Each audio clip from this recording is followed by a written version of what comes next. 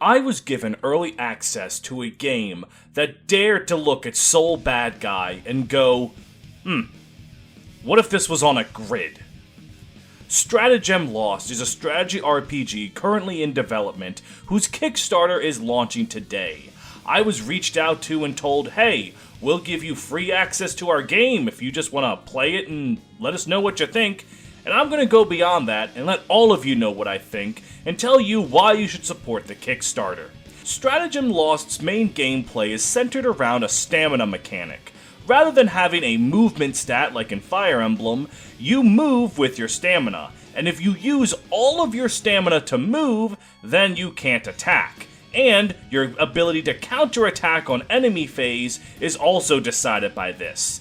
Because of that, it becomes an incredible game of resource management. How much stamina do you dedicate to movement? Do you move out of the way entirely and risk not being able to defend yourself when you're attacked? It's actually really interesting, and though it is quite basic right now, I really want to see how it develops in the future. Combat also operates under a weapon triangle.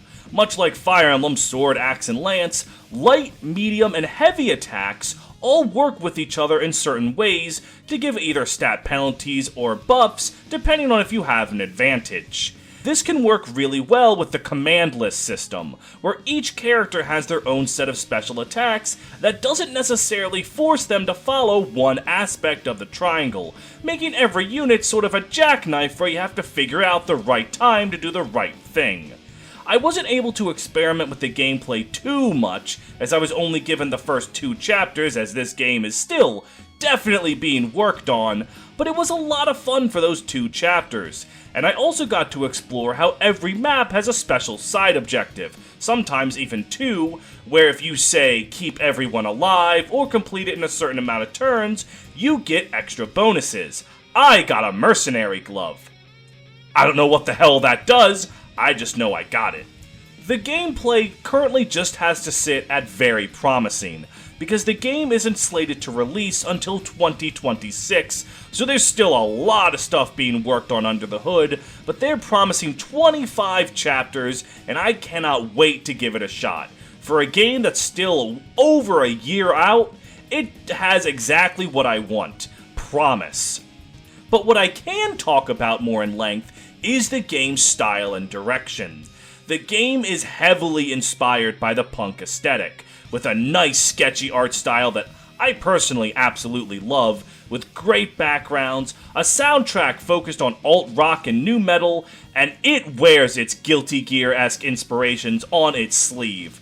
First of all, you can tell the fighting game inspiration just from the weapon triangle being labeled light, medium, and heavy, but on top of that, the game's combat animations are all inspired by stuff from Dustloop, which for those of you that don't know, that's like the fighting game Library of Alexandria. And I cannot talk enough about how much I love the character designs.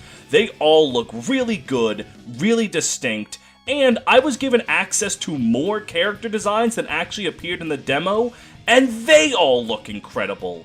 There's a dog with a hat! And a bunch of other really cool, really badass looking characters. This game is going to have the most wicked fan art because it has the most wicked designs. I absolutely love looking at this game. The story, again, I can't say too much on because I've only seen 2 chapters of it, but it seems like it's got the goings of a good one. The first chapter follows a woman named Sinclair who receives word that the war she's been fighting in is finally coming to peace talks, though she's attacked by the enemy who either doesn't know or doesn't care that peace has been declared. The immediate chapter after this has nothing to do with this, so this feels like one of those cold open scenes that doesn't really make any sense at first, but once you beat the game, you realize it matters more than you could possibly have imagined. The game's first chapter then starts to be a bit more what you'd expect from a strategy RPG. The game's male lead, Howden, is a hot-headed but kind-at-heart youth who butts heads with his strict but fair mother. Again, that's not something that's entirely out of the ordinary for this kind of thing, and right when you think the game is starting to be maybe normal, Then Howden's buddy Hazel starts to have an existential nightmare about oblivion upon the realization that she and Howden have been drafted. I don't know what's going on with Hazel. I am deeply concerned for this young woman, but I will not know what happens to her for a year and a half. Woo! I don't know too much about this game because there really isn't that much out yet, but I can say with certainty that what is out is definitely something you should check out. The Kickstarter will be linked in the description below, and I strongly implore you to give it $1 or $2. I definitely think this game is going to be worth it, and it is definitely going to be something I'm keeping on my radar for the next 2 years.